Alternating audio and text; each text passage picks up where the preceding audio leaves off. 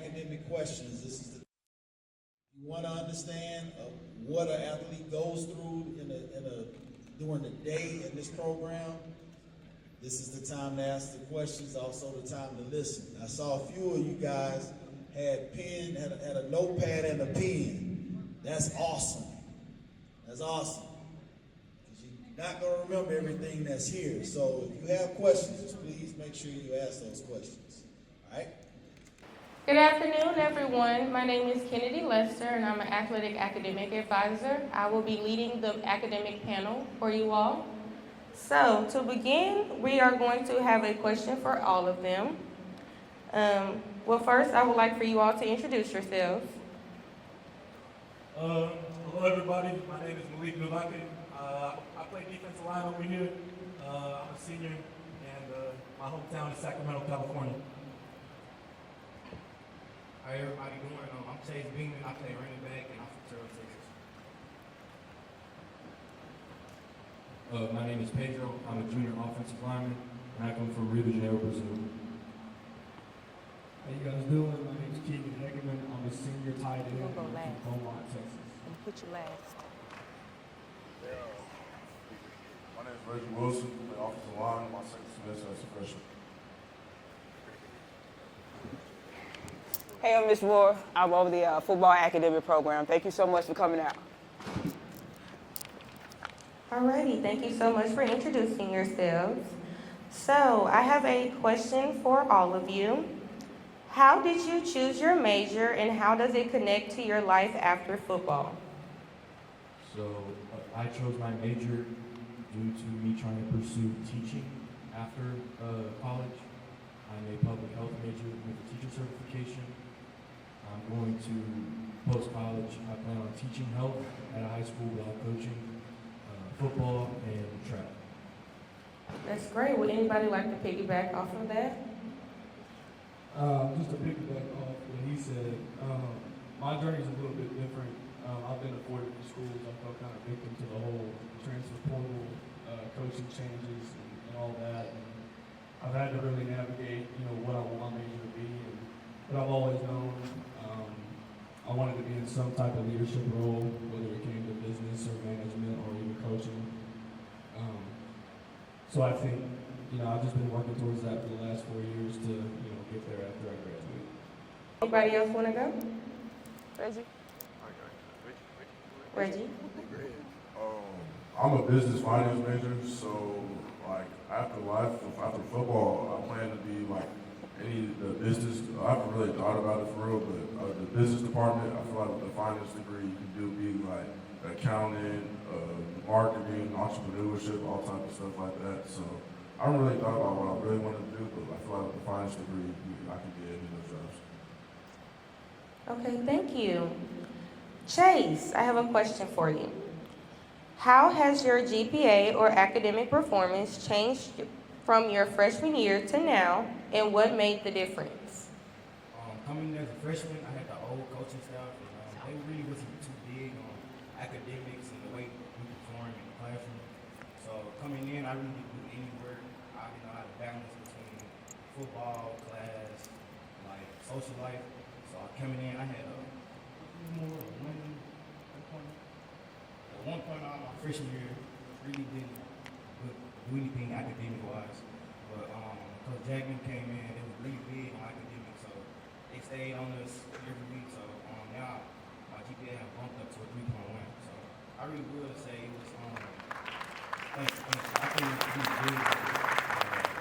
It's the way that our coach stayed on us and Ms. Moore stayed on the track. I want to piggyback and just talk about Chase. Chase has always been a bright young man, always been a fun life, laughter, just a good young man. It took him to really get around coaches that really cared about him in his future outside of football, right? And from that point, Chase has grown in so many ways. And we say this all the time, coaching staff, classroom and football is a direct correlation. What you do in the classroom is what you do on the field, right? So there's no way Chase can be a great, amazing football player that he is on the jumbotron up there. without him doing such a great job in the classroom. So he's one of my favorites. I tell him every day. Thank you, and so proud of you, Chase, for making that big adjustment. The next person I would like to ask a question is Pedro.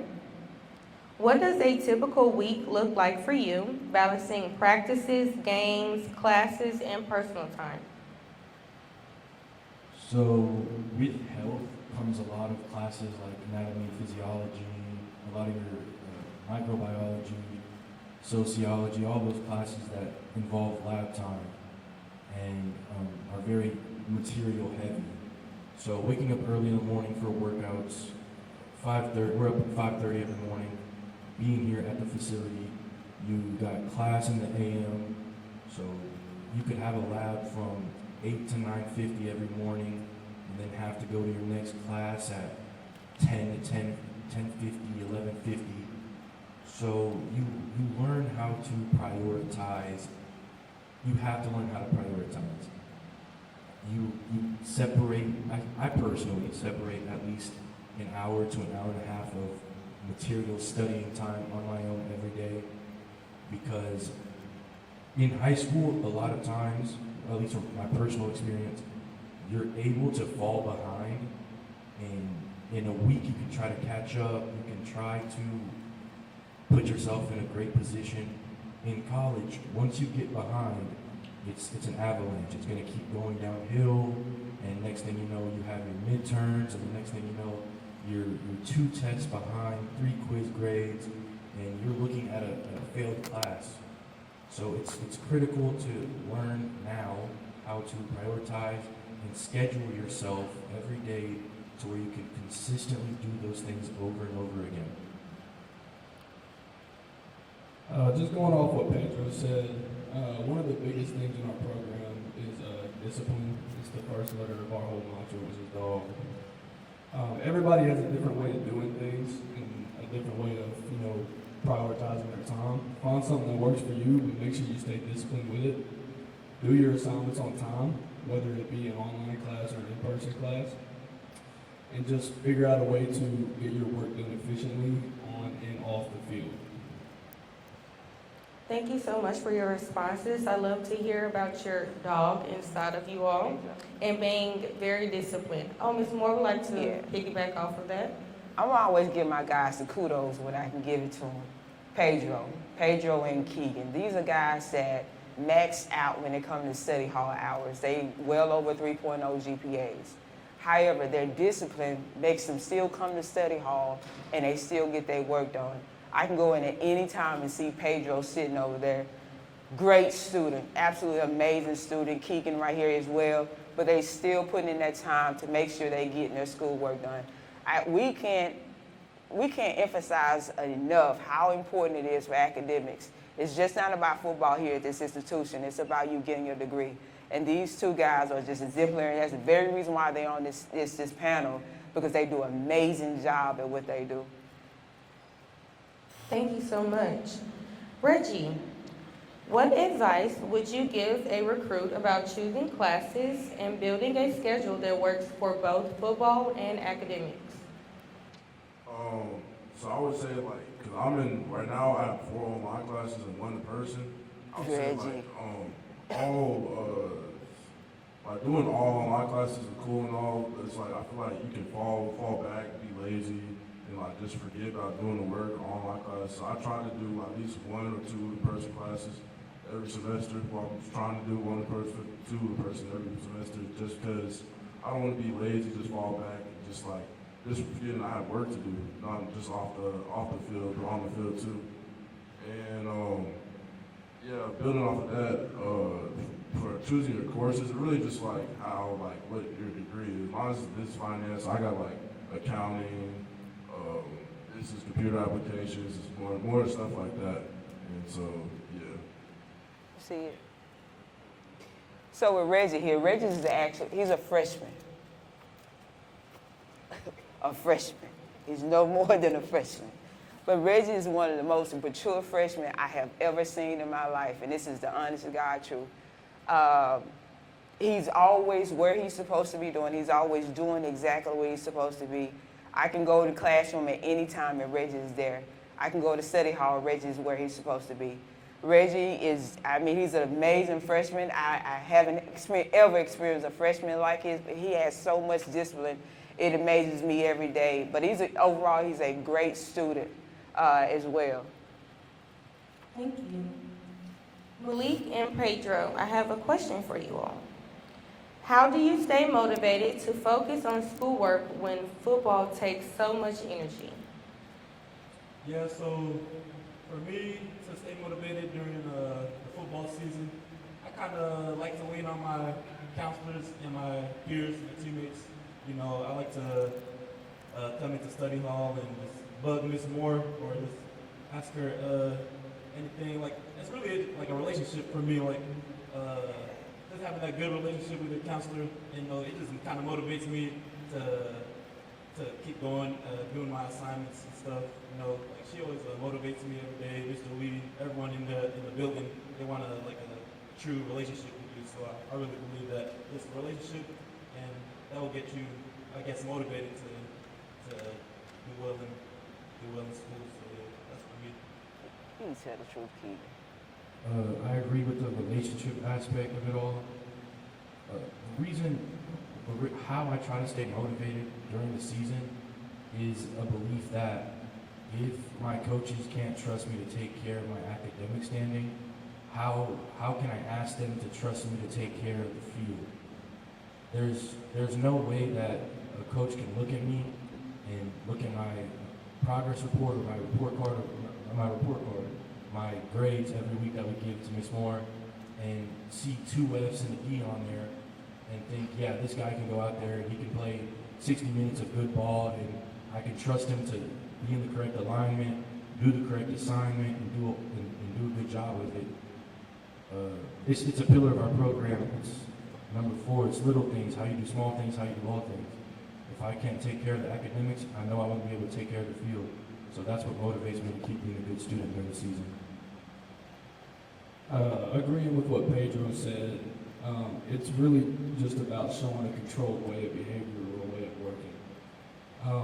In college football, it takes what it takes, and doing your schoolwork is what it takes. If you don't pass your classes, you can't play football. You can, you talk about motivation and this and that, you just have to do it. I mean, it is what it is. You got to do your schoolwork, and that's discipline. It's just doing it. And whichever way you can get it done, whichever way you can stay focused, figure out what works for you, but at the end of the day, it takes what it takes. Thank you so much. Keegan, what's one time management mistake you made early on that you'd like to warn high school athletes about? I'm sure everybody's familiar with this term, but procrastination. I mean, you hear it all the time. Don't procrastinate. Don't procrastinate. Coming into college, I was a cocky high school kid. School always came pretty easy to me, and I thought I could just keep cruising, throughout college and keep procrastinating and keep putting things off. Kind of like Pedro said earlier, in high school you could fall behind and you could end up making it up. Found out pretty quick that wasn't the case. Procrastination, it kills you, man. Like, when you get an assignment, get it done. Don't get it done the day that's due. Just knock it out, get it done. Dedicate however much time you need to dedicate to finish it. That was a huge mistake I made when I came in, and I encourage you not to do the same thing.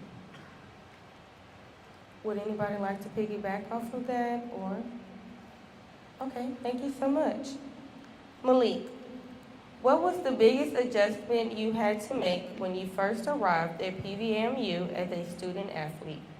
The biggest adjustment coming to Prairie View, I would say, is just getting on the same time as them, because over here it's like you hold to a higher standard, and I truly believe that the coaches over here and the counselors, they want us to do better, and coming from my other school to here, it's like very different. Like Chase said, they weren't, at my old school, they weren't really as much on the school side of things. They were all just athletics. But over here, it was more like it's school side first before anything. Being a student athlete, you know, the student comes first before the athlete, and just making sure that I'm on top of my things in class and outside of the field more than, and then that will all translate later to the field once you get everything in order. But yeah, I'll just say just being obedient over here and just listening to what my coaches have for me, because at the end of the day, we do what they say, we'll like the results. So, yeah. Thank you. Okay, Keegan. This is my fourth school that I've been to, and I've been part of many different programs, been led by many different coaches with all types of different cultures. I'd say I was fortunate enough to get here in my fourth year with enough experience to kind of, you know, buy in pretty easily. It's kind of harder for some of these other guys, but the biggest thing for me, I'd say, with this program was really building a relationship with every single person in the locker room. At old programs, you know, you'd have your groups of guys, you'd be friends with your position group, or you'd be friends with the offense. And here, you have to build a relationship with everybody, because the way this program is ran, it's egregious, and you're gonna butt heads with people. And if you don't know that person, then it's not gonna turn out well. So here, we build relationships with every single person in that facility, and I think that's what was different for me. Keegan said egregious. And I'm laughing at it because he's true. It is, in fact, it is egregious. However, the coaching staff, all of us are on the same page. If I say something, then Coach Jack gonna back it up. If Coach Jack say something, then I'm gonna back it up. Coach Colbert, hey, that's my right-hand man right here over here. Anything goes. If we say it, it has to be done. Everybody is on the same page. So there's no falling through the track. Some people can't survive in this program because we don't fall. Whatever word is, that's what it is for every single person. So I'm sure a lot of you guys, especially two-parent home guys, your mom say something, you go to your dad get it to you, or opposite. Here, everybody has the same, whatever one person told you, that's what it is across the board. Thank you all so much. Before we end with these questions, Ms. Moore, Oh, I have a question for you. oh man, here we go. What are the academic expectations student athletes must meet to remain eligible, and what support is in place to help them meet those standards? So one of the how can I say this? So the vision for this football program was the vision before the football coach got here. He already had a vision. His vision led to our vision, right? So when it comes to academic, our vision right now is a 3.2 GPA for our students. There's nothing else. That's our vision. That's our hopes for our guys. That's what happens. That's what will happen. And because of that, we don't have a problem with eligibility. We don't have a problem with kids failing. We don't have a problem with kids leaving and not being eligible going to other schools. We graduate here. This is the highest this football program has ever graduated football students. This is the highest GPA this football program has ever had. And it comes from the standards and the vision our coach has and coaches have. And it not only has it led me to have a vision as well with our guys. So weekly, every week our guys turn in grades, Thursday or Friday, offense Thursday, Friday defense. You don't miss. There's no reason to miss. You miss because you had a funeral or you miss because you had a doctor's office. There's no other reason for you to miss. Those standards help us. We know every single Thursday and Friday where our students are prior to, right? I have a meeting on Monday with each and every one of the coaches where we discuss our students' academics. So this, not only that, but it also helps us maneuver, make adjustments. We need to make adjustments to help the students that could be falling behind at any time. So the vision, it starts from the top and it trickles all the way down to our student athletes. And it's with every step of the day. There's no time off. There's no procrastination. You get it done. Thank you so much, Ms. Moore, and thank you all. Those are all the questions that I have. Do we have any questions on the floor? Yes. I'm so sorry. Can we give him a mic, please? Can you come back, Can Tony? you come down? Actually, if you all have a question, could you all just come down so we can pass you the mic? Thank you. Are there any specific tutor programs specifically for student athletes?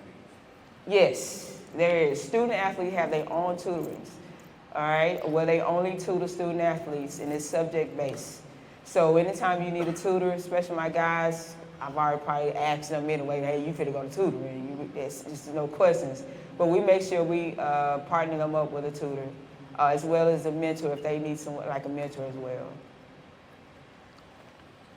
For those that want to graduate from the January process, do you want to see a 4x4 or 4x3x3? Repeat that question.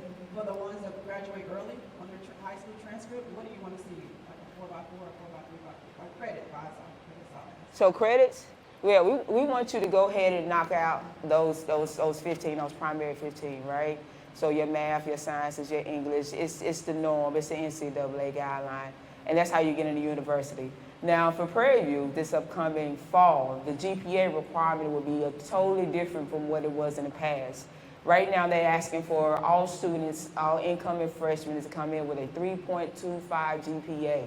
We know that's gonna be tough for a lot of people, right? But again, we make things happen. We want the best of the best, all right? And that's academically and athletically. But we have to make adjustments with those as well. My name is Jackson. I'm from Houston. I just wanted to ask y'all, like, how was y'all recruitment process, like, coming out of high school? Something like that. So me personally, I was very, very under-recruited. I wasn't big on camps, and I made some mistakes in my recruiting process. I was a 0-star. The only offer that I got out of high school was 3 days before I graduated. I got a scholarship to New Mexico State. So any advice I give to any of y'all, man, if you guys aren't heavily recruited right now, if it's not looking the way you want it to, just stay the course. There's always a chance somebody gets eyes on you. Like, these coaches literally were just scrolling through Huddle, clicked on my highlight, and just found it, and they called me. They were like, we don't know how nobody's found you. We'd like to offer you. So, man, just stay the course, stay confident. Whatever route you take is your route, and you can always make the best of it, man. Just keep your head down and just work. That's the best advice I can give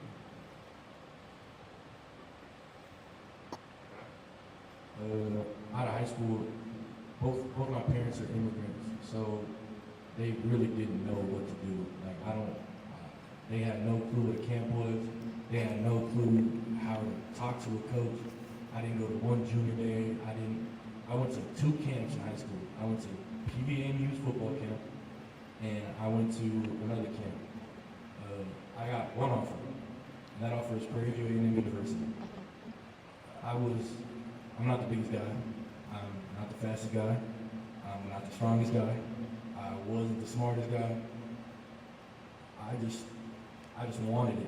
Yeah. And I prayed for it. I asked God for it, and God gave me the opportunity. And here's what I'll say: be patient, yes, but work more. If you work hard enough, right, which I hope all of y'all do, it'll work out. It might not work out the way you want it in your head. I'm gonna be real with you. Like, every kid's dream is to play at Alabama, play at Texas, play at whatever. But it's a blessing to play football at all. I'm gonna be real with y'all. Y'all gonna graduate high school, and I hope God, all of y'all get an opportunity to play somewhere. But you're gonna look at a lot of your homeboys, and a lot of your homeboys are just gonna be living their regular life. They're gonna join some fraternity. They're gonna be at the darties all day, doing whatever they're doing. It's a blessing to you. So Keegan said, keep working and have faith, and it'll all work out. Coming out of high school, for me, I wasn't very highly recruited. I was very overlooked because of my size. I had 3 offers coming out of high school, and one was obviously Prairie. That was actually my first. So yeah, coming in, I just took the chance on Prairie because I took the chance on me. It was the old coaching style, by the way, so coming into it, we wasn't highly winning, so I really just took what I had, and you see how God has blessed me with opportunities now. I'm an All-American now with this new coaching staff.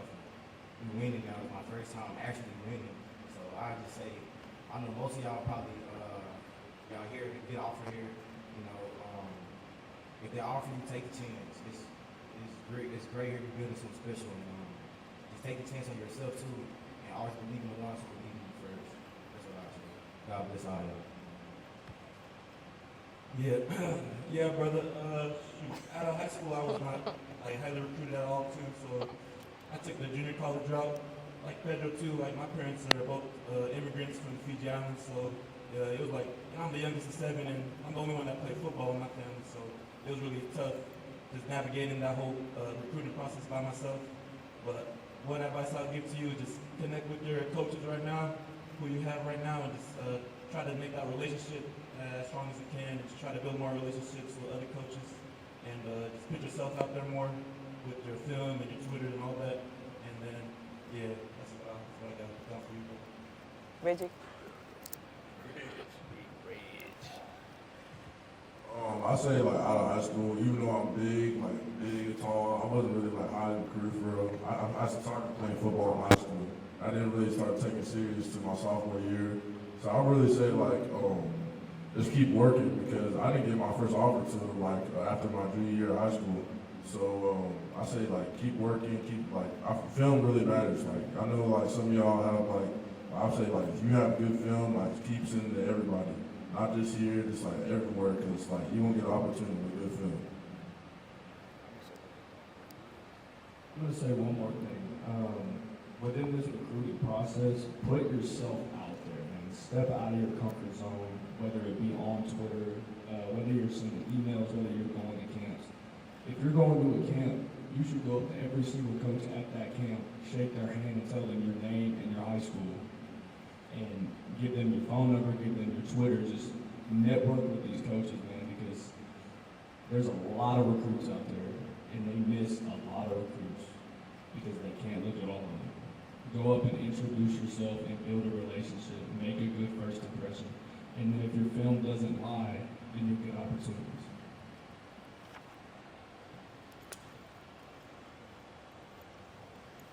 I guess that ends the panel. Thank you all so much again. Any more questions? Any more questions? No more questions? No more questions? Yeah. Oh, okay. There's one over there for me. Taking the mic. Thank you so much. Here you go, Ken.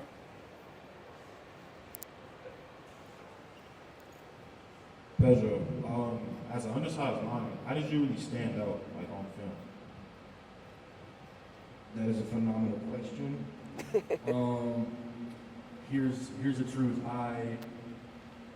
You undersized, right? Like if you're an undersized lineman here, I call it a natural advantage, right? You're not undersized, you're naturally gifted. You will out-leverage a lot of people. I learned how to put myself in a lot of great positions, right? How I did that through advancing my footwork. I did that through doing extra drills, right? You think that, here's what I'll say. I went to Katie Tompkins High School. I had a coach that said, get 1% better every day. You get 1% better every day, that'll change everything, right? So each day, go out to the field and focus on one thing. If you want to get your footwork right, you get one step down every day. Until that step, you go to sleep and you're like, okay, 6 inches to my right, that's my step. Boom, I dominate that step. Next day, 6 inches to my left, I dominate that step. Boom, every day. I punch my right hand on his outer pec, I dominate that punch every day. You're not gonna go out there and go, I wanna work on my punch, my step, my kick, and my slide today. And go, I'm gonna dominate my punch, my kick, my slide. That's not how it works. Focus on one thing every day. That's what I'll say. Another thing I'll say is, don't, as an undersized lineman, you have to create value. Creating value. I played left guard, I played center, I played right guard. If you can play more than one position at a high level on the offensive line as a smaller guy or a defensive line as an interior guy or not exterior guy, if you can play more than one position, in the recruiting process, the coach doesn't look at you and go, I see a center here, this is all I see. What a coach sees is, I have a sixth man in my rotation, that if my guard goes down, I can plug him in at guard. If my center goes down, I'll plug him in at center. If my other guard goes down, I'll just plug him right in at guard. Create value in what you do. Create value in who you can be, right? Because coaches only can travel X amount of players. If you can play the role of 3 players, then he gets a 3-1 in you, and that's a deal that they just can't let go of. So focus on one thing every day until you master it. Learn how to create more value in who you are, and just keep working. And that's how you're going to really put yourself out there. Yes, sir. Appreciate you.